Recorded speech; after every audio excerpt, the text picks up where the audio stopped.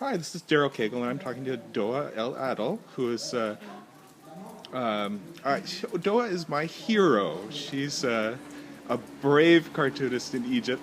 She's been persecuted by the evil Morsi government, and now she's doing much better, and she's much more optimistic about Egypt. And I wanted to get Doaa's thoughts about cartooning in Egypt and the climate in Egypt and how you're feeling about Egypt. Thanks for talking to us.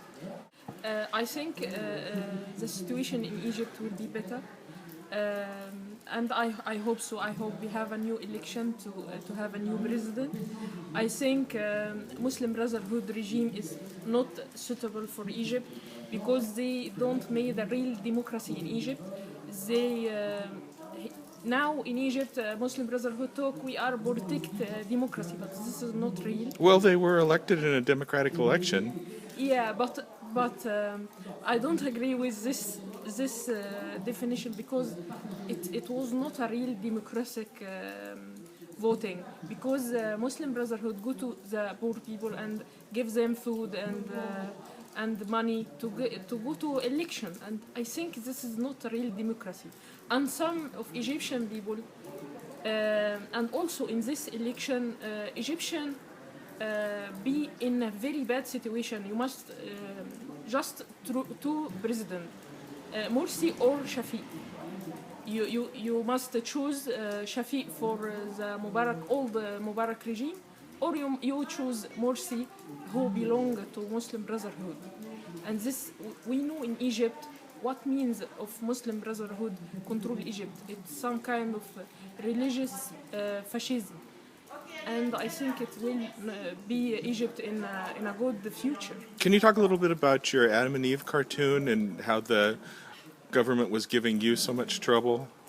I draw in constitution some religious men in religious TV talk to people and said if you say yes you will go to heaven, if you said no you will go to hell, and a lot of people believe and go to say yes for constitution. That's a pretty simple campaign slogan.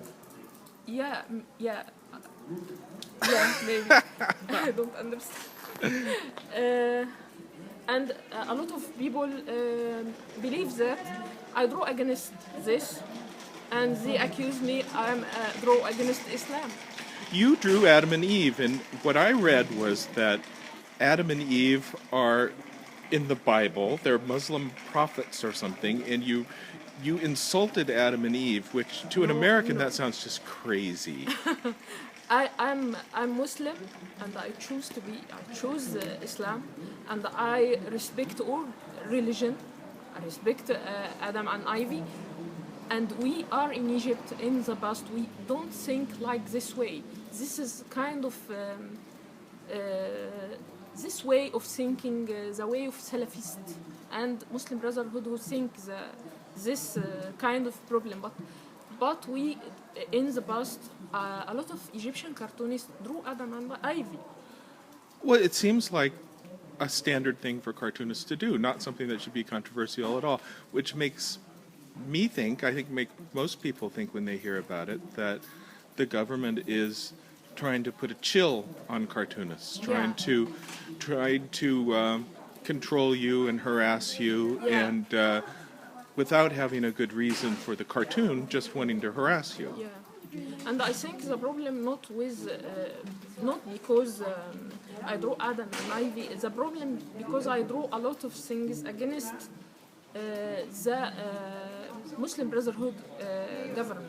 But you know, that would be more difficult for them to point out, and if they prosecute you over a cartoon like that, people will look at that cartoon and see the criticism of the government, whereas when they look at Adam and Eve, they're not seeing criticism, and they can harass you, and it doesn't have to reflect poorly on them in that way.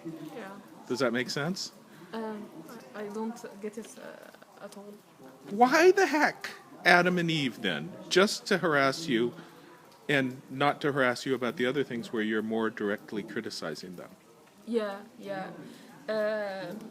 I think because in our law we have something against draw prophet. And I don't draw against Islam at all, but they want to find any problem for me, and I think it's a good. They find this problem, yeah. Well, you made a lot of news here with that because it was so outrageous, and because any normal person looking at that cartoon would see it as an injustice for them to Yeah. bother you about it, and also because you're the brave only woman cartoonist in Egypt. I'm not the only one. In Egypt now there is, I think, more than 3 female cartoonists. Editorial cartoonists for newspapers? Not all. It's just some of them start to learn, and some and other published. And I think it's good for Egypt to be more female cartoonists. Well, I think your work is great, and you're my hero, and I love Not my hero. your standing up for your work against the Morsi regime. And I guess now that Morsi's booted out, Yeah. things are good for you? Yeah, very good. And I hope in the future the situation in Egypt will be better, and because I think people in Egypt deserve a good future, because they fight they fight a lot and suffering a lot for freedom and democracy in Egypt. I tell you, from our point of view on the other side of the world, it just looks terrible. It looks like the country is failing. It looks like the economy is right down the tubes. It looks like what hope would there be for pulling it out of that? It's. I appreciate your optimism. It's just a scary situation. I think what the picture about Egypt in the other world is very dark, and this is not real. Yes, we are suffering. We are not a rich country, but we have hope, and we will work for that. And the picture is not very dark like the international press talk a lot of time about Egypt. And I think we need more time to this revolution success in Egypt.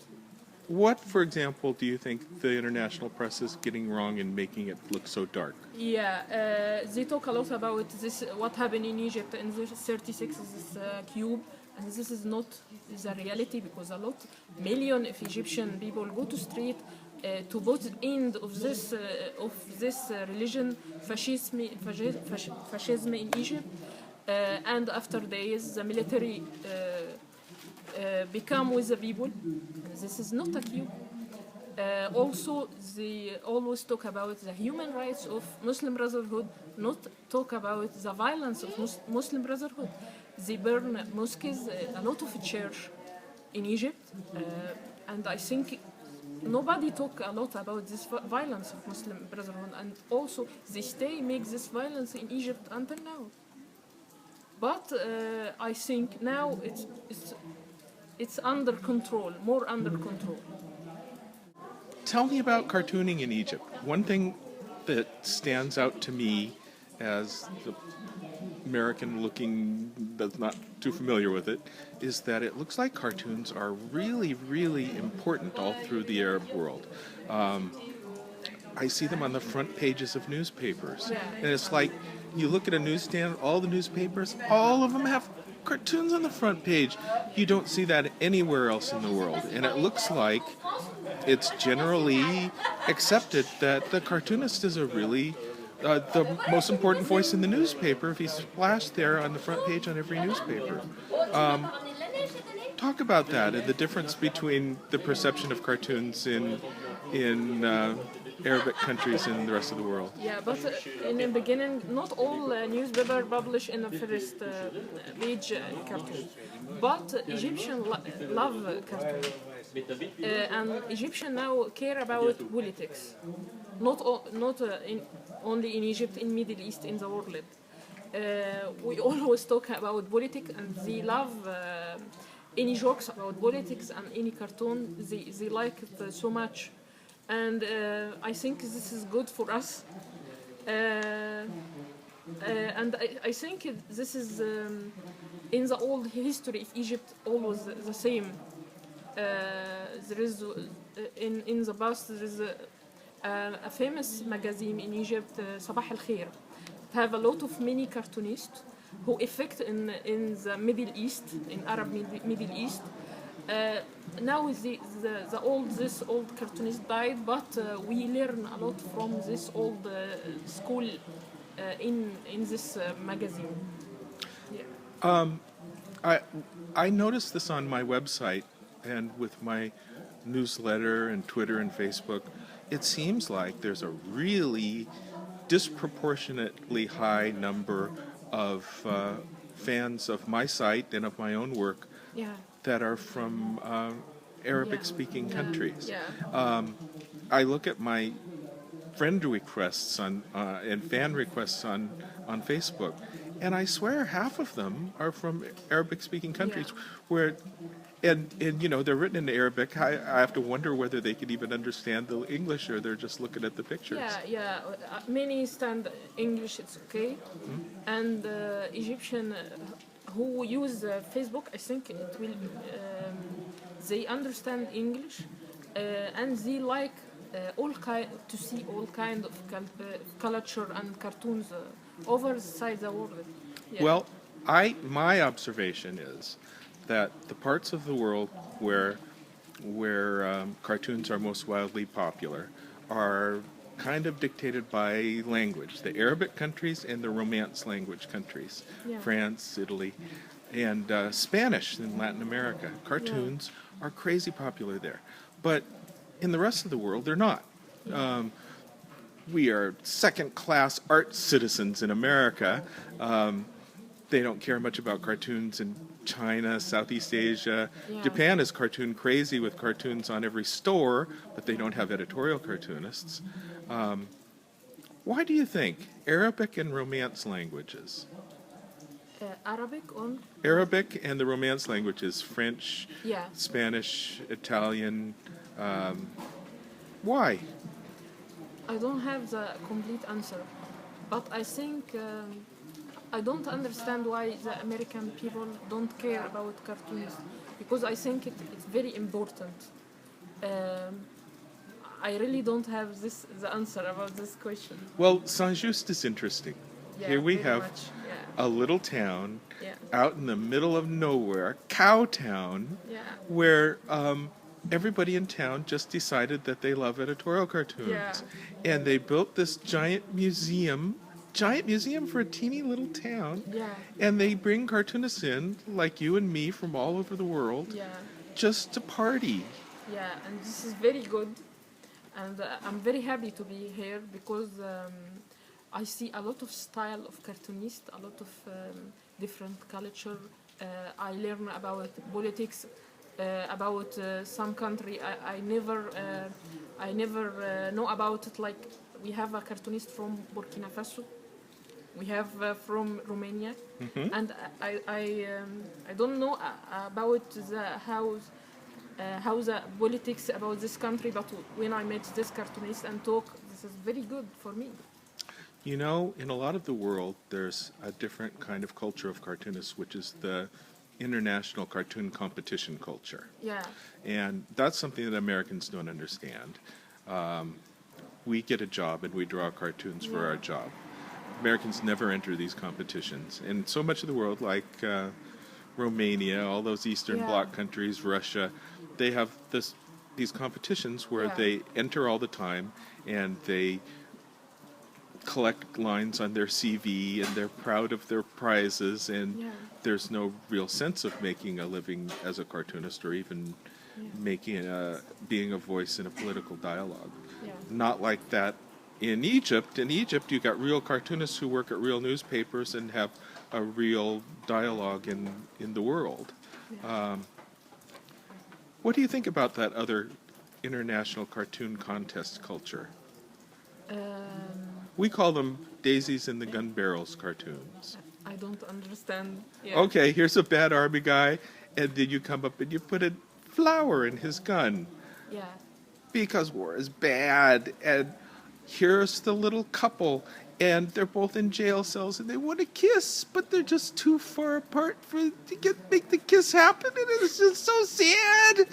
And here's the poor guy, and they're on a seesaw, Yeah. and they want to kiss, but they can't because they're on the wrong ends of the seesaw. Or here's the bad general, and he doesn't have a heart, and look, there's a medal, and it's a hole where his heart should be because it's so sad. Yeah. International competition, Daisies in the Gun Barrels cartoons. What do you think about that? That's a lot of the culture of these guys. Yeah, and this is good to see another culture. Yeah. But you, like American cartoonists, you do real cartoons in real newspapers, and you have a real part of the public debate. Yeah. It's Yeah. different, and it's Yeah. crazy different.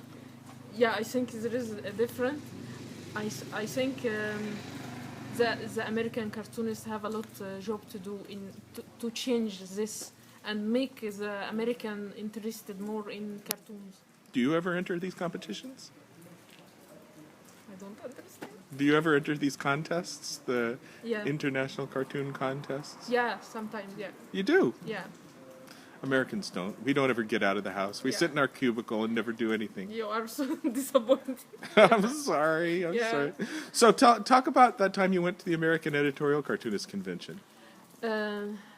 It was before the first revolution, after 3 months, and I met a lot of American cartoonists, and also. I thought it was just after the revolution because I remember you After, saying yeah, yes after the revolution. Yeah, after 3 months. Yes, months, yes. Yeah. And you were so optimistic. Yeah. And you're still optimistic. Yeah, but not like the same. I have a lot of change. Since 2 years after our revolution, I learn more about reality and politics game in Egypt and other. So you're outside- still optimistic, but you're a little bit jaded and a little bit hardened. Yeah, with more reality also. Yeah. Now I feel we have more time to to have a successful revolution. But in the first, I hope, we will have the change immediately. After short time, we must have this change. Well, as an American looking at Egypt, it looks just terrible. But looking at you, I think you've got one of the best jobs in the world. You're a very prominent woman cartoonist in a place where all the news is happening, and your voice is so important, and people are all paying attention to you. And how often does a cartoonist have a situation like that where what they're doing is important and listened to and such an important part of the public debate? I think that's great. And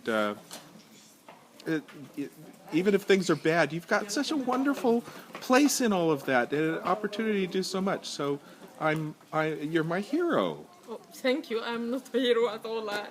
I just do what I believe and what I love, and I love Egypt so much. And I think Egyptian people suffering a lot, and they need more. They deserve a good future, and I try to do all my best for my country. Yeah. Well, I think you're great. Thank you. Anything else to say to the cartoon fans? No, I'm happy with this conference with you. We need to get your cartoons on our website. Yes, okay. Why not? Let's do it. Okay. Thank you so much, Doaa. Thank you.